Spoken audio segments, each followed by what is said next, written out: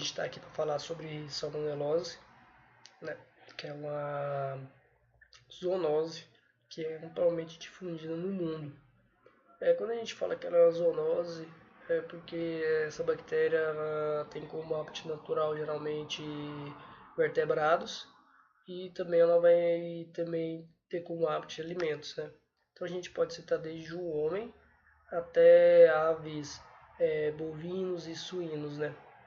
É, Quando a gente fala que ela é amplamente difundida no mundo, a gente pode citar principalmente nos países subdesenvolvidos, né?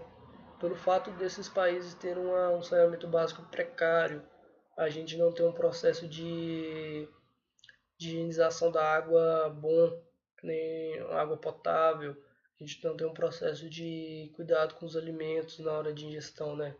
Então, quando a gente fala de prevenção, a gente já pode relacionar com esses aspectos higiênicos, né?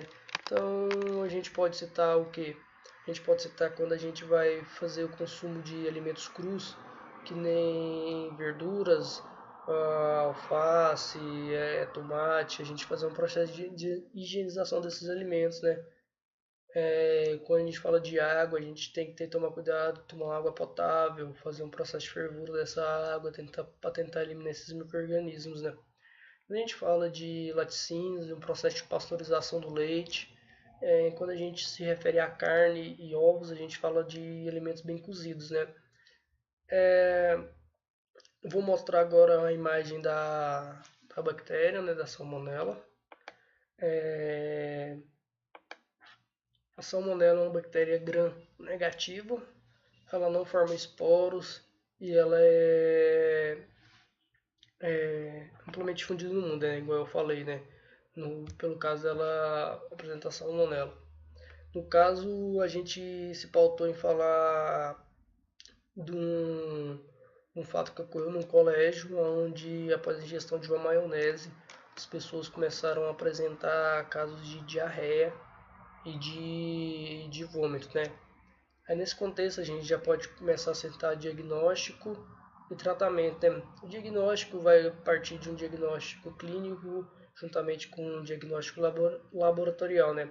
O clínico vai se pautar em você tentar uma anamnese boa, você conversar com o paciente, saber o que ele ingeriu nos últimos dias, que tipo de alimento, que cuidados ele teve para ingerir esses alimentos. Outros pontos importantes vai ser a apresentação de febre, diarreia e vômito, dores abdominais entre leves e moderadas, né? E no caso do diagnóstico laboratorial, a gente está falando de uma cultura dessa cepa, né? Então a gente pode pegar essa cepa, a cepa das fezes do paciente e fazer a cultura.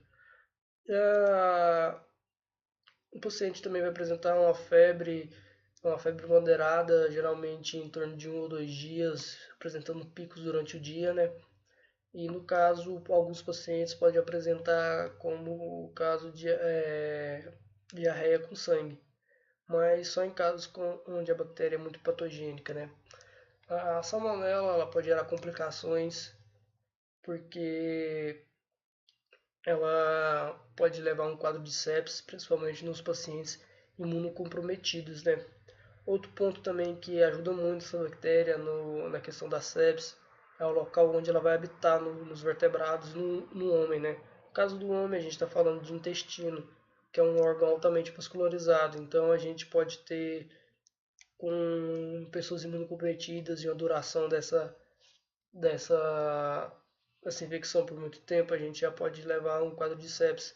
Essa bactéria sai pelos vasos do intestino e acabar infectando outros órgãos, né? No caso de tempo, a gente pode citar só uma definição mesmo, porque no caso a diarreia ela vai durar entre 1, 2 ou 3 dias. Se passar disso, a gente já pode tomar cuidado com com esse tipo de infecção. No caso, ela vai apresentar uma diarreia crônica, aguda, no caso, por ser uma diarreia breve, curta, mas no caso a diferença para a diarreia crônica é basicamente baseada no período de tempo que essa bactéria vai ficar alojada e desencadeando isso. Na diarreia crônica a gente já está falando acima de 2 semanas com essa pessoa, com essa bactéria, né? E daí pessoas imunocomprometidas, elas podem não apresentar diarreia, elas podem ser assintomáticas. Por quê? Porque essas bactérias geralmente elas vão habitar elas vão se reproduzir dentro dos macrófagos, né? E daí, em alguns casos da diarreia, elas são proporcionadas por citocinas liberadas pelos macrófagos que vão aumentar a contratibilidade do intestino, né? Daí vamos falar agora um pouco sobre como é que o sistema imune vai agir sobre essas bactérias, né? Como eu já falei, elas vão ser produzidas dentro dos macrófagos, né? Depois que você ingere essa bactéria, ela vai infectar primeiramente a mucosa intestinal, depois a submucosa e vai chegar à lâmina basal. Essas bactérias, por serem gram-negativas, elas vão possuir LPS na sua membrana, são lipopolissacarídeos. Esses são categorizados como PAMPers, né? Padrões moleculares associados a patógenos.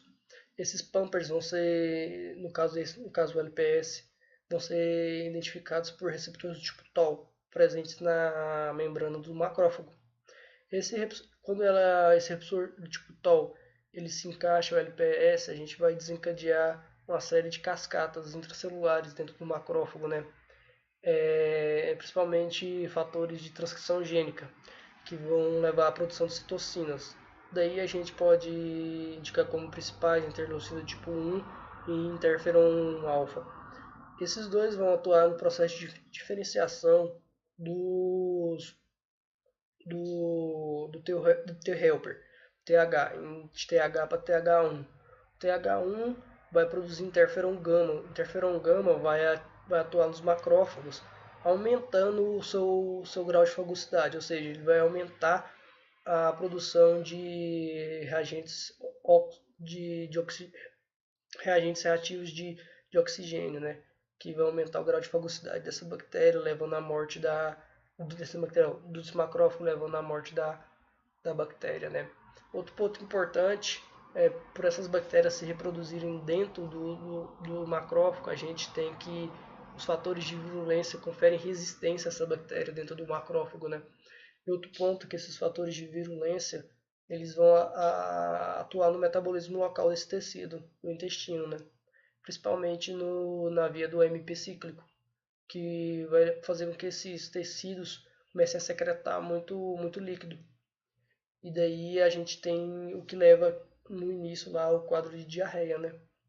Outro ponto também é que algumas citocinas produzidas pelo macrófago vão atuar no tecido muscular liso do intestino, aumentando a contratibilidade dele, ajudando no processo de expulsão dessa bactéria, né? Ou seja, aumentando mais ainda o caso de diarreia.